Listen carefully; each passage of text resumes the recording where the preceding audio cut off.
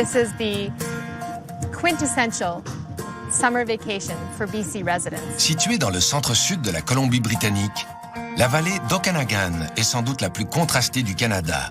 Un oasis de lacs aux eaux tempérées qui s'étend sur 21 000 km² de grands espaces et de reliefs montagneux. We're situated in a valley, so there's a lot of land that we can, explore. Malgré sa taille gigantesque, la population de l'Okanagan n'est que de 350 000 habitants. Mais en été, plus d'1,5 million de touristes visitent la région. People come here because it's the best weather in all of Canada. End of June until the end of August, the average temperature was anywhere from 28 to 30 degrees Celsius every day of the week. I mean, you just can't beat it. Dramatically beautiful natural surroundings. We have a very thriving agricultural scene. The apple orchards, the peaches, the pears. For people who love food and wine, this is the location.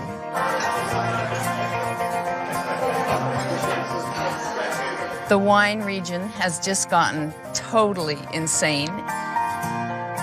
The wine is some of the best you'll ever find in the world. Like, it's becoming, the wine region of the north. Reste que l'attrait principal de la région est ce lac, formé il y a 10 000 ans, qui recouvrait jadis toute la vallée. First and foremost is the lake. The lake is very apparent. It's very beautiful. It's very large. Provides a lot of recreational activities.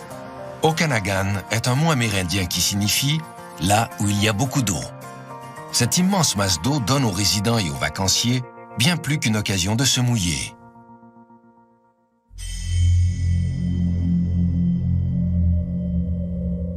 Ce lac préhistorique serait le domicile d'une créature légendaire à la silhouette très étrange.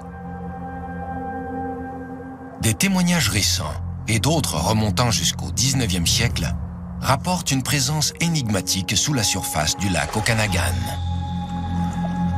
Ceux qui l'ont vu affirment qu'à sa rencontre, le cœur s'arrête.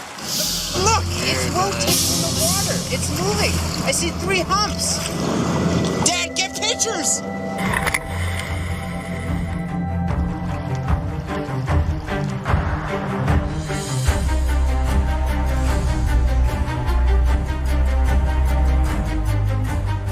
This is the beginning of evolution, from shark to dinosaur. And this creature is still alive. It's meant to survive. It can swim, it can fly, it can breathe underwater, it can walk on land, it has ability to hide. It's unbelievable. It doesn't look like a fish, it doesn't look like a snake. It's sometimes 25 feet long, 30 feet long.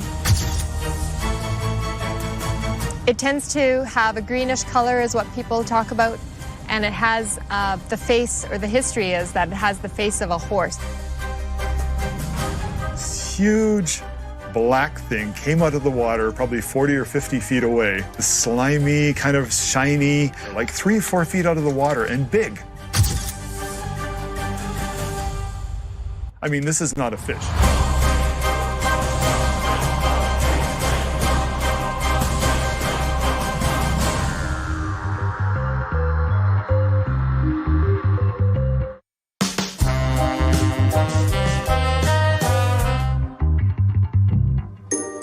D'une superficie de 350 km², le lac Okanagan est long de 110 km et sa profondeur maximale atteint 242 mètres. Un habitat suffisamment vaste pour abriter une créature de grande envergure au nom bizarre. What is Ogopogo? I mean, we have to admit, it is kind of a cute name with all the O's in it. Almost like Mississippi, but it's Ogopogo. Ogopogo n'a jamais été capturé, sauf du regard, si on en croit les témoignages. My father had seen it himself. Oh, yes, he had seen it himself. My grandmother has told me stories. I believe that it's possible that there could be something like an Ogopogo in our lake. It really varies what people talk about. Sometimes people don't see the animal at all. What they see is a strange, spout in the water or a strange movement in the lake. I would love to see it. I look for it all the time. Ogopogo has been like almost this mythical creature that, that everybody is just fascinated with. As a newspaper man, I mean, you almost hate to say it, it sells newspapers. If I hear about a sighting of Ogopogo, it goes front page every single time.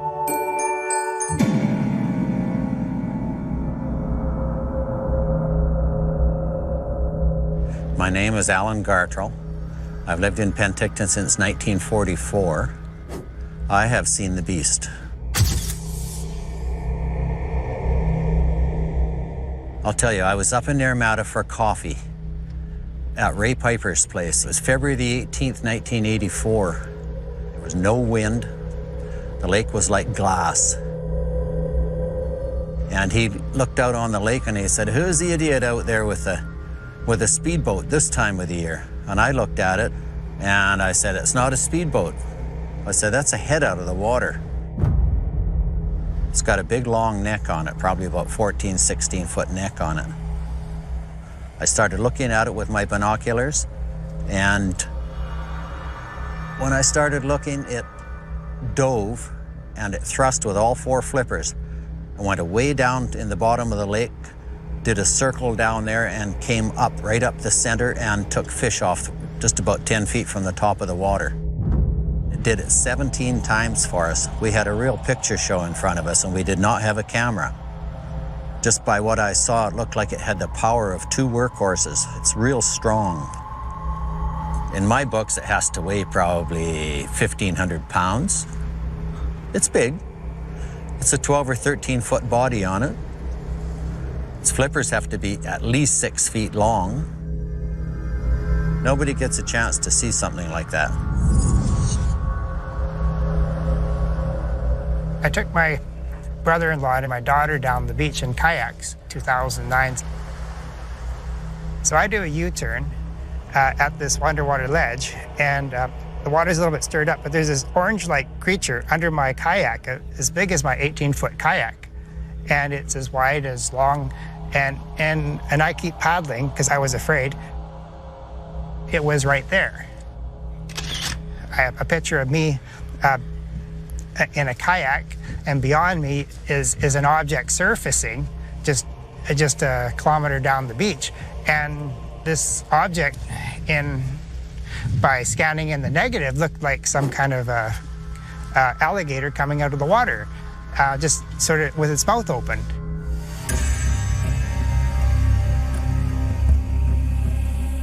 I was very afraid.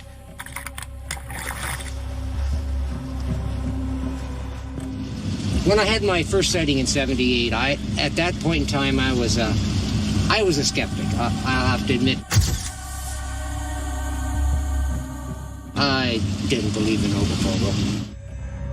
I was going to work. I lived on the west side at the time, and I was coming down the west side of the bridge. And as I'm going across the bridge to Kelowna, to the east, I look over. Couldn't believe there was something in the water, and it was traveling parallel to the bridge. So I stopped my car. Put the four-way flashers on, and of course there was traffic coming down the hill behind me. They all came and parked behind me. I get out over the railing, and what I'm seeing is 3 black humps moving parallel with the bridge towards Kelowna, with looked to me like a head going in and out of the water in the front. And I looked down, I looked to my right, and there had to be 40 people seeing the same thing with the cars all backed up. So anyway, I was all excited, and then it disappeared. Saw it for about 30 seconds. On recense plus d'une centaine de témoignages, depuis l'installation des premiers arrivants dans la vallée de l'Okanagan en 1811. Mais les premiers indices d'une présence étrange dans ce lac remontent à beaucoup plus loin dans le temps. Les Premières Nations ont laissé des témoignages intrigants de leurs observations. What I find fascinating is the pictographs that were drawn by the First Nations peoples. They obviously saw the same thing that people are seeing today and wanted to portray something that was so unusual, so fascinating to them that they wanted to document it. I mean, it's the equivalent to us going out and shooting video or shooting still photographs.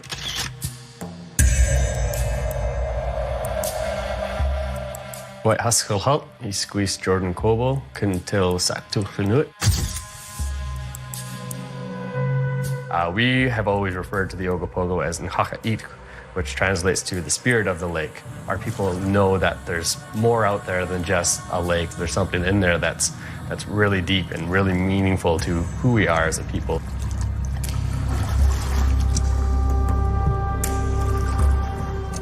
Les légendes de la nation Okanagan racontent que les tribus nomades offraient de la sauge et du tabac à l'esprit du lac en échange d'une permission de le traverser durant les mois de migration.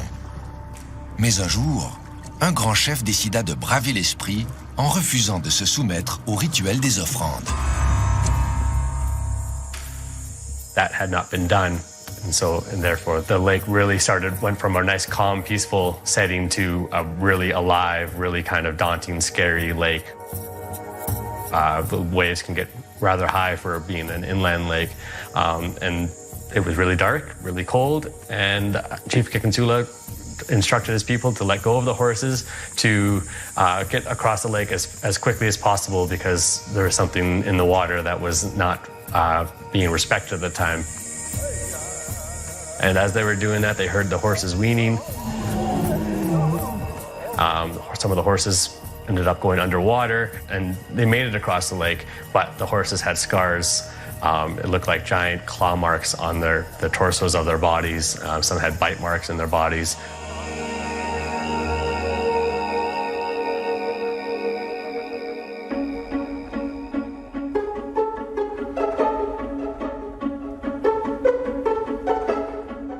When the first settlers arrived, you have to remember what the Okanagan was like. It was basically wild country. It was like what you would find if you went into northern British Columbia right now. So that when settlers came here, I mean, they were living right at the edge of the big forest. They had no idea what was here, what wasn't here, and stories about a lake creature that they got from the First Nations people probably scared the bejesus out of them. They believed the native stories, and there were many frightful occurrences, many sightings. They actually posted armed guards on the shores of Okanagan Lake. Used to patrol the beaches with their muskets to protect their families, or they tried to capture it by running hooks out into the lake. I mean, it's the most incredible thing. These are tough people. I mean, hello, you know. So they must have seen something, and they were very, very upset. They didn't know what to think, but from the First Nations people, they had to take this as a serious threat.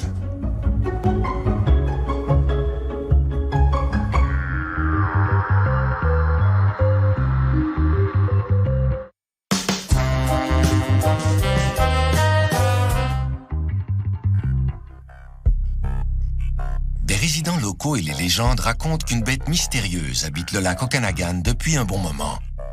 Mais comment est-elle arrivée là? De quoi s'agit-il exactement? Et surtout, comment a-t-elle pu survivre toutes ces années sans se faire capturer?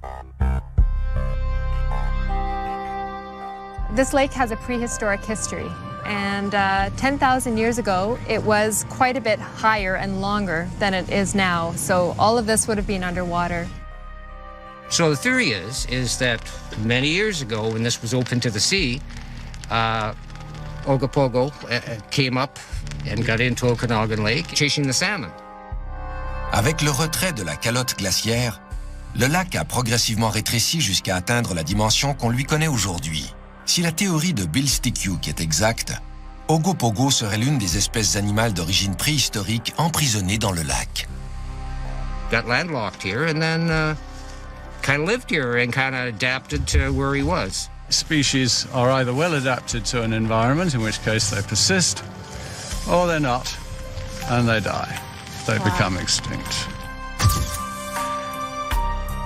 Une espèce de saumon présente dans le lac Okanagan, le kokanee, confirme la théorie selon laquelle certains animaux originaires de l'océan se sont adaptés à leur nouvel environnement. It's a landlocked salmon, and they still spawn in the creeks in the area, along the shorelines. It's a very interesting phenomenon because, of course, these fish came from the sockeye that used to be able to make it out to the ocean.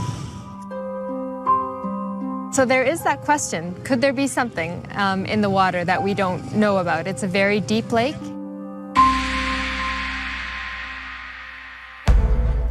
il y a moins de 100 millions d'années, le plésiosaure, reptile marin au corps large et à la queue courte, nageait dans les eaux qui couvraient le pourtour de l'actuel océan Pacifique. Curieusement, plusieurs témoignages entendus au lac Okanagan correspondent à la physionomie de cette créature préhistorique. Mais il y a également d'autres théories. Some would say it's a very old species, in other words, one that was thought to be extinct, but turned out not to be. And others would say Ogopogo and Loch Ness monsters were a new species in the sense that it was one unknown to science. There's all kinds of species being found all the time, new ones, probably every week all over the world. And, you know, why couldn't something live here in the lake? Why couldn't a species in this body of water that's 90 miles long? It's incredible. It's 2.5 miles wide. It's one of the deepest lakes in North America. Why couldn't something live here that hasn't been found?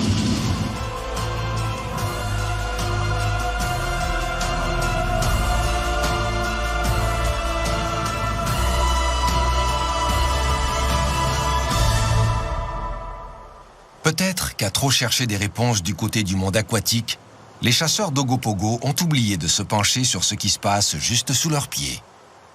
The Western perspective of Ogopogo, and I fall victim to this all the time, is that because it's such a large creature, that it's a male. They refer to Ogopogo as he all the time, and I definitely fall victim to that as well.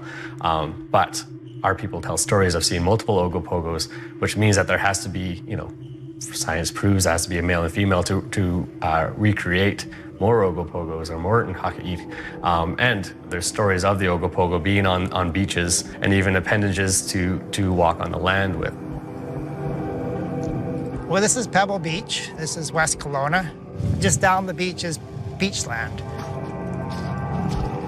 Fervent croyant de l'existence d'Ogopogo, Andrew Bennett a développé une théorie qui pourrait expliquer comment la bête a pu survivre toutes ces années. Now you see it. À la fin des années 90, alors qu'il montrait des pictogrammes à un groupe de scouts, une créature semblable à une salamandre est apparue. When I saw this creature running from the Boy Scouts, it was very timid and darted out of view very fast. It did not fit any description or any picture that I was ever able to find. My thought is it is not a salamander. This is really the part of the stage of this creature to be born on land and then go back into the water. Life cycle. Andrew pense qu'il est peut-être tombé ce jour-là sur un nouveau-né de la lignée d'Ogopogo rampant vers le lac, comme le font les tortues quand elles désertent leur nid. Cette rencontre pique sa curiosité. Si Ogopogo se reproduit, il y a moyen de le vérifier. Just was going over in my mind, there must be some more to this spot. Quelques semaines plus tard, Andrew Bennett retourne sur place, armé d'une caméra et de nouveaux espoirs.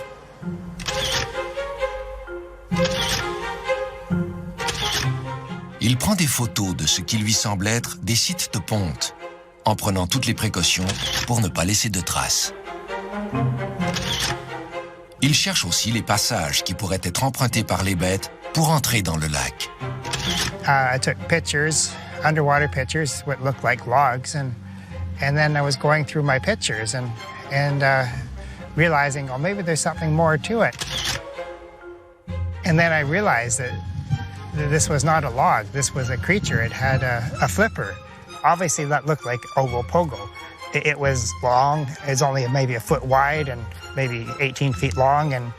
And a closer examination, you can see an eye and a lizard head and a tongue sticking out. I didn't know before that it was so lizard-like, but anyway, that's what seemed to come out in the pictures.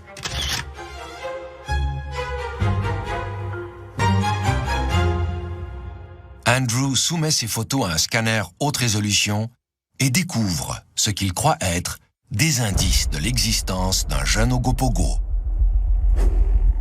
Et même d'un Ogopogo à l'état d'embryon.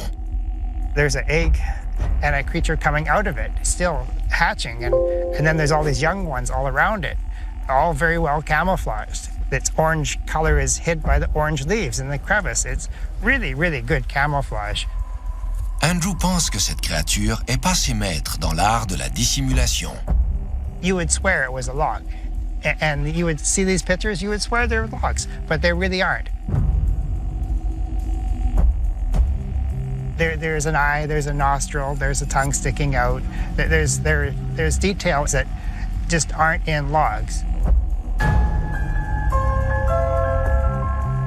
This camouflage has evolved over millions of years, and it is almost perfect. It just can sit there. Even a shark has a hard time sitting in one place for more than half an hour, but this creature can sit there for hours and just pretend it's a log. And then the part of it that tells you that it's not a log is if you go back there, the log is gone. Voici un autre bout de bois photographié par Andrew, lui laissant croire qu'il pourrait s'agir d'une de ces créatures. And this is its home. This is where it hatches eggs up here and in the water. It lives here. So the last 4 or 5 years, I taken many pictures of this area, and I'm convinced that this is the home of Ogopogo.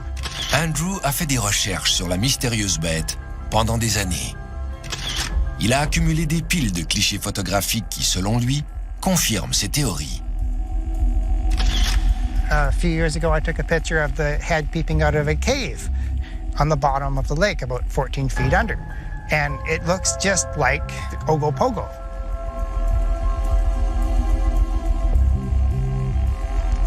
Si l'on en croit les témoignages, les troncs d'arbres flottant sur le lac Okanagan ont parfois des comportements étranges. L'un des premiers rapports de ce type d'observation date de 140 années. A Mrs. Susan Allison had a sighting, and she saw this object, which she thought was a pine trunk, a tree trunk, but then she saw it was moving against the wind. Andrew a aussi été témoin de ce genre de phénomène qui, en ce qui le concerne, l'incite à la prudence. Any kind of dinosaur-like creature that has lived that long can obviously quickly destroy a person. So I did not want to experiment by lifting it up. It just seemed too dangerous. And even though it has its advantage in its camouflage, my fear is that eventually the creature will be hunted, and that would not be my wish. My wish is that the species at risk would identify the creature and then protect it.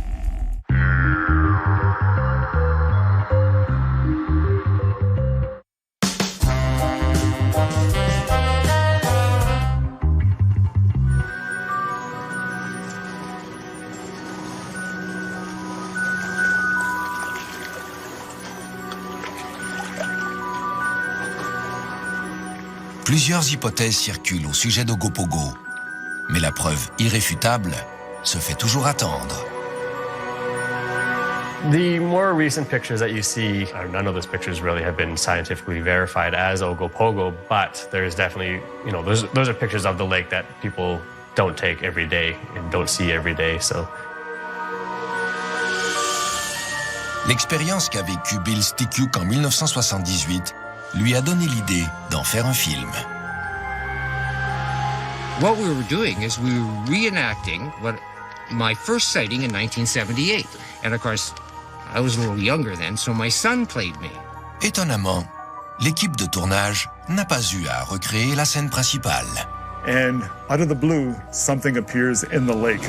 Look, the 3 humps. 1, 2, 3. You mean those glistening white? That is not a wave. You think, what are the chances? It's like, it's so rare to see Ogopogo, and he shows up for a film crew. And we had all the extras there, the film crew. We had 14 people there. It wasn't one person that saw this. 14 people. Look at it move. And everybody starts screaming, and they're turning the television cameras towards it. Look, it's rotating in the water. It's moving. I see 3 humps. Whoa, wait a minute. Are you filming this? And the most incredible part of it is nobody is acting in this. They're looking at this, and we've got the audio. And it's the most incredible audio you've ever heard. Really, really good stuff. I don't know what to say other than my breath was taken away. I started freaking out, basically. Dad, get pictures! Hello. There was obviously something there that wasn't natural, that wasn't quite proof, but was so tantalizing as to make the day, make the week, make the production for that film crew. We saw something.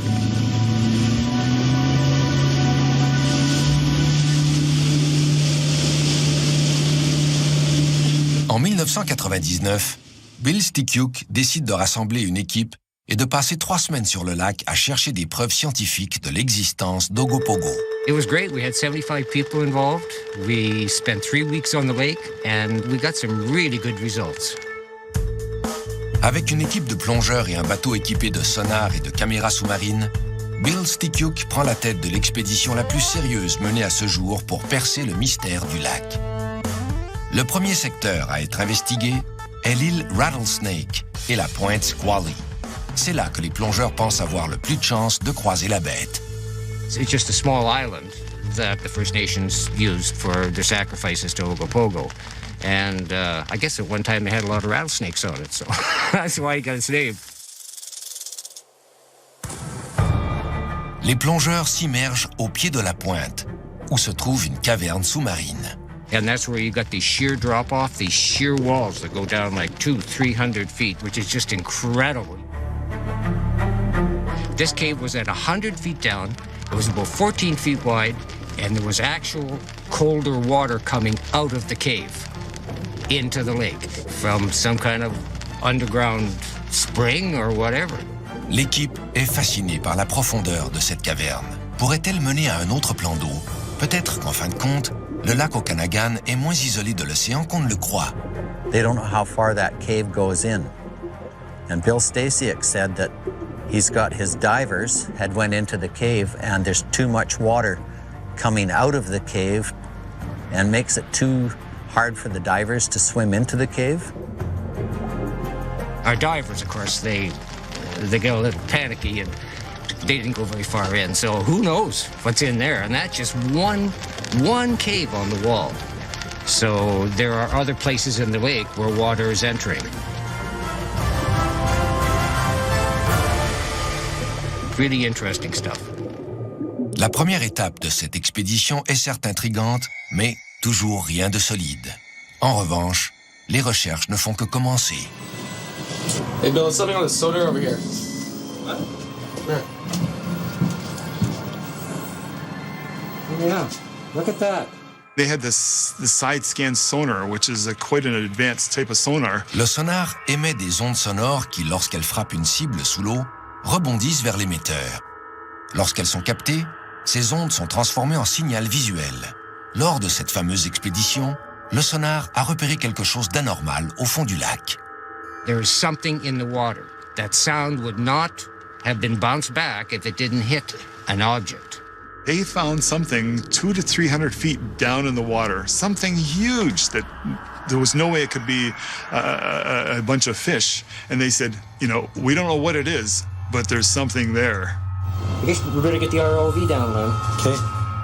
Sans perdre de temps, une caméra est plongée sous l'eau.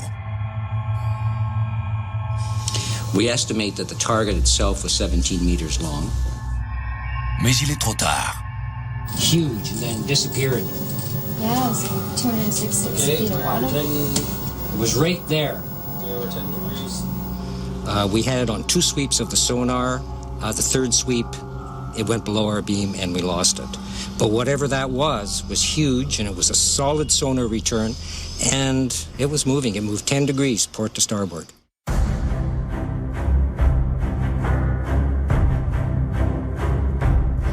This could be Ogopogo. Peut-être. Mais ces 3 semaines d'intenses recherches n'ont pas permis de prouver quoi que ce soit, ce qui laisse, une fois de plus, la voie ouverte à toutes les hypothèses. As far as I know, nobody has ever actually produced scientific evidence. I mean, there's been $1 million and $2 million rewards for proof of the existence of Ogopogo, and nobody has claimed the reward.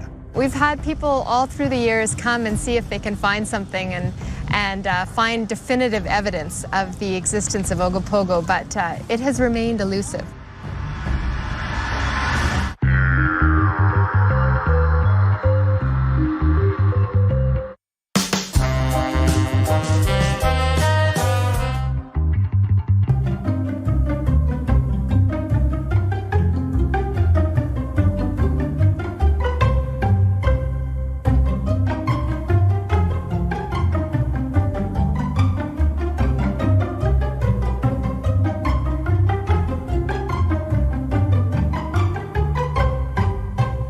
There are some people who absolutely say, I've seen something, I can't explain it. And then you get those that say, absolutely not, it's just a big fish, or it's a current, or whatever. In general, I'm a skeptic. That's sort of a lifestyle.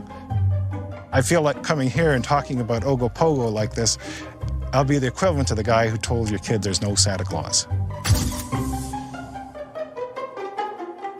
Sorry to those who might be upset by this. There's a lot of people that believe Ogopogo is just a giant sturgeon. I guess that could be a kind of a scientific analysis of the Ogopogo. The beaver. I would liken it to the Santa Claus story. Oh, well, I'm born and raised here. I've never seen it. At least not when I was sober, but... I think it's a wave. My grandfather used to swear he's seen it, but he tended to BS a little bit. So. It's an old lake. It's a really deep lake. So I suppose there could be something, but I think it's just a big fish. I don't know. Ogopogo himself seems to be a bit of a tease. It's like, come up and just show myself briefly and tease the tourists, and then I'll disappear and leave them wondering, was it really Ogopogo, or was it a fish, or was it just a series of waves? Witnesses, in general, are honest. They are reporting also, in my experience, more or less what they're seeing. But actually, it's a mistaken conclusion. Often, cameras do lie. Sometimes it's because deliberate hoaxes are made, and sometimes it's because a picture is taken which is a little bit ambiguous, and then perhaps people begin to attach importance to it. I come on this trail 50 to 100 times a year, and I sometimes see unusual waves in the middle of the lake. And one day I was walking along and I saw one, and there were 4 people coming along behind me. And I stopped and I said, what do you think of that over there? And they stopped and they said, oh, wow, that's a humongous animal under there. I said, well, or it's just a standing wave in a quiet lake. There's a lot of scientists that say that it's just waves, okay? And certainly, there are waves, and people take pictures of waves.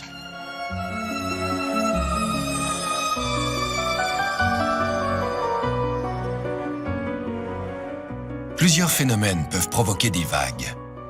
Certains sont plus faciles à expliquer que d'autres. Skeptics, you know, you can't blame people for being skeptical, but at the same time, there are humps, and there are heads, and it's moving through the water. Et que penser des vagues qui semblent surgir de nulle part? C'est de celles-là dont on parle le plus. Our lake is calm and flat, and then all of a sudden, you get this wave coming from the middle of nowhere in the middle of the lake. Now, where did it come from? It's just like in the middle. Yeah. And it's this big rolling thing that could look like a monster. I don't know. It has to be the monster. It just has to be. What else could it be? Well, we see a wave, but there's no boat. It must be an animal, okay? And, well, there are other things that it could be. There's pockets of methane gas in the sediment, and it releases instantaneous, which causes all kinds of bubbling and steaming at the surface. And that's been seen many times, and that's also been taken for a sighting of Ogopogo. It's as much a process of rationalization as imagination. So, for example, these logs which move upwind can be caused by what are known as seiches, internal seiches, whereby the warm water from a summer's warming can be pushed by the wind to one end of a lake and then will flow back again, causing underwater waves. Now, you don't really see those waves at the surface, but if there's an object on the surface, like a tree trunk, then it will move against the wind.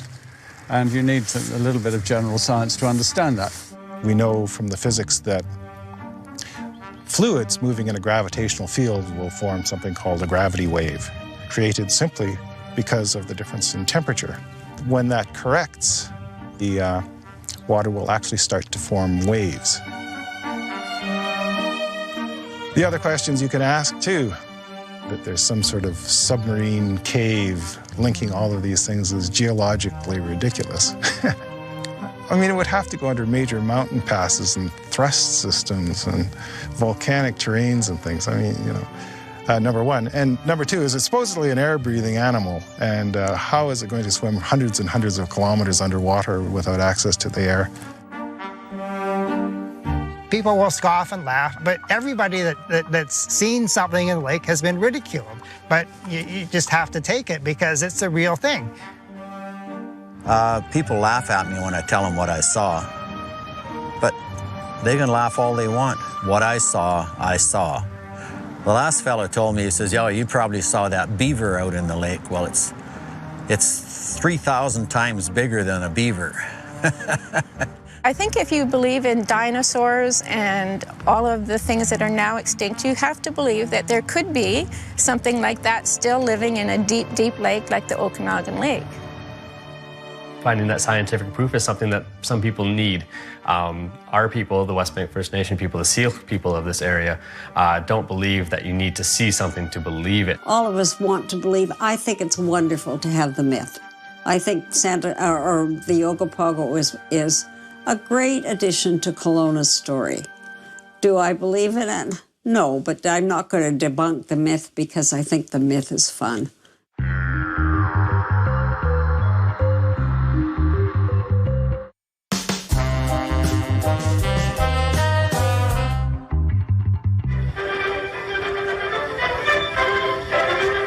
Sur la terre ferme, les jours de frayeur et d'offrandes sacrifiées à l'esprit du lac sont loin derrière.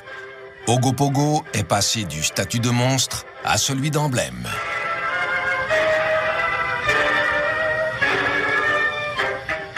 The creature that was feared by the early settlers is not the creature that we see now.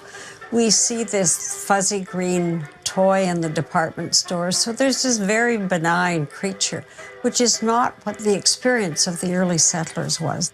À l'origine de ce changement d'image, son nouveau nom, attribué par les nouveaux arrivants au début du 19e siècle. Le nom amérindien étant imprononçable, ils ont décidé de le rebaptiser.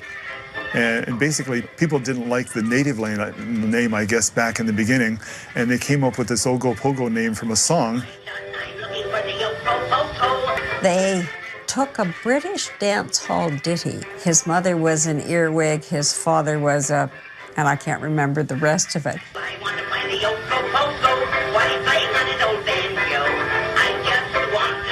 And it just became sort of everybody's pet project. And when you see this little creature encased in cement at the foot of the main street, the children are climbing all over it and absolutely nobody's afraid of it. Of course we don't talk about sacrifices to the monster. Since nobody's ever died from him or her or whatever, I think he's friendly. He's got the smiley face and everything else, okay? Toutes les villes entourant le lac Okanagan profitent de l'image sympathique créée autour de la légende.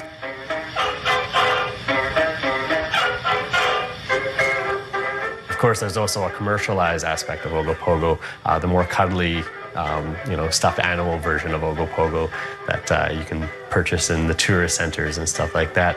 Lots of people look for Ogopogo, and they're, very sane people. And I believe there's something in the lake.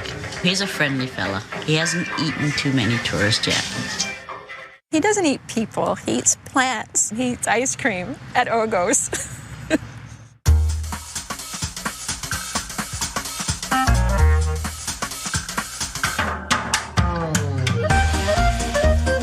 My name is Sharon Brown, and I live in Penticton, BC, where I run and own an ice cream shop called Ogo's Ice Cream. We have our ice cream that's named after Ogopogo. It's a vanilla, black licorice, orange ice cream. Very bright and colorful. The kids really love it because of its color. People come in, they're happy. They're coming for a happy experience, and it's a really, really happy place to be. The people love the monster. Okanagan Lake and the Ogopogo. It's what the lake's about. Certainly we have images of Ogopogo all around town. We have a mosaic of Ogopogo. You'll see businesses that are called Ogopogo whatever. There's an Ogopogo Rotary Club. There's an Ogopogo Swim Club. There's the Ogopogo Zone of the Canadian Ski Patrol Club. Ogopogo tours, you know? We'll take you out on the lake and there's a chance you can see Ogopogo. It's a great marketing tool. Keep your eyes open because you never know. You never know when he could appear. It's a great tourist promotion. I own and operate a bed and breakfast, and it's called Ogopogo. Ogopogo B&B, a perfect place to be, you know? The sails has become almost emblematic of Kelowna. It's used in the city logo. It's used on all kinds of different stationery. It's kind of become the symbol of Kelowna. But then right beside it, they see the Ogopogo. It's a focal point for the tourists. If people want to believe there's an Ogopogo, it's great. I love this place, so if it brings people to look for an Ogopogo, sure.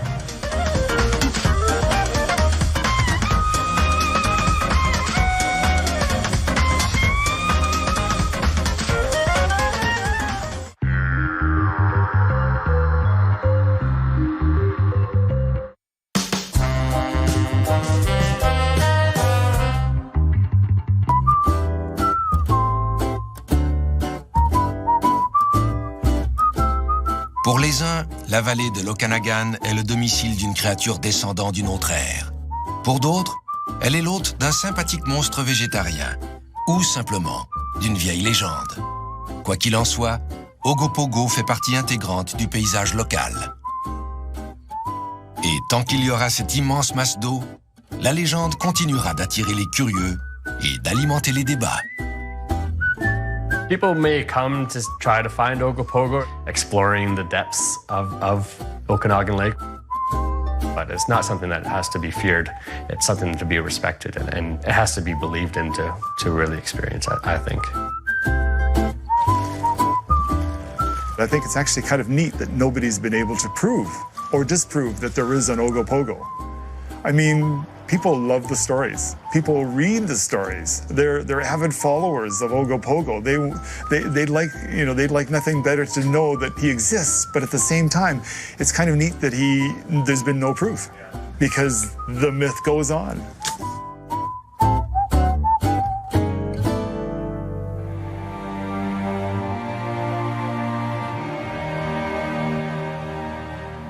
There's been an incredible change in attitude with people about Ogopogo, and I've seen that over the last 10 or 15 years.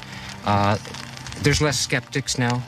I think people are starting to come to grips with the fact that, you know, there could be an animal that lives in this lake. We're certainly finding new species all over the world almost every week that we didn't know existed. It's a great draw for Kelowna, and the fact that there's actually something here is just remarkable. And this is its home. This is where it hatches eggs up here and in the water. It lives here. This deserves to be protected. On ne saura peut-être jamais si Ogopogo existe. Et si oui, où il se cache. La seule chose dont on est certain, c'est que son esprit, lui, est bien vivant. Ogopogo's unpredictable. You never know when he's going to show up. And of course, he's always going to show up when the camera's not ready, when the camera's not focused, when you left the camera in the car. He always seems to show up when you're least likely to be able to provide proof that he exists. They're looking to find the scientific proof that Ogopogo exists, and I don't think that's really necessary, but you know, it keeps the spirit alive. It is an ongoing story. You know, I might not find the scientific evidence to prove that, but it's something that I believe in my heart, and what my elders have always taught me is that if you believe it in your heart to be true, then it can't be wrong.